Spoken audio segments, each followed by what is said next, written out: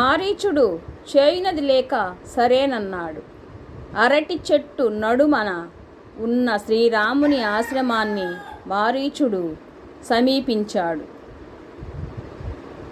సుందరమైన బంగారు లేడిగా మారాడు. పూల చెట్లకు నీళ్లు పోస్తున్న సీతాదేవి కన్నులలో పడ్డాడు.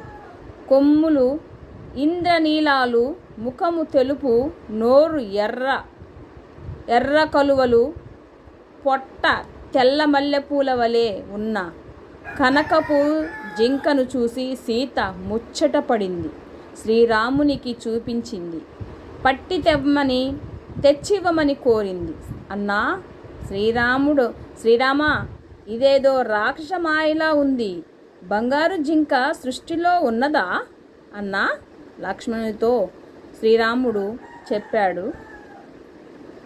ఉన్నదా అన్నాడు లక్ష్మణుడు. అన్న లక్ష్మణునితో శ్రీరాముడు, ఇన్నాళ్లకు సీత నోరు తెరిచి ఒక్క కోరిక కోరింది. రాక్షసమాయ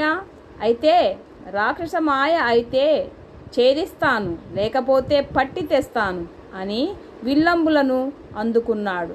జింక చెంగున ఎగిరి పరిగెత్తింది. శ్రీరాముడు అనుసరించి అందినట్టే అంది జారిపోసాగింది. సుందరమైన రూపాన్ని చూసి చంపబుద్ధి కాక పట్టుకోవడానికి పరిగెత్తుతూనే ఉన్నాడు శ్రీరాముడు లాభం లేదనుకొని బాణాన్ని ఎక్కుపెట్టి వదిలాడు. సూర్యుడిలా వెలిగిపోతూ చెంగున దూసుకు వెడుతున్న జింకను తాకటంతోనే జింక నేల కూలింది. మారీచుడిగా మారిపోయాడు. ప్రాణాలు పోతుండగా అయ్యో సీత, అయ్యో లక్ష్మణ అని అరిచాడు.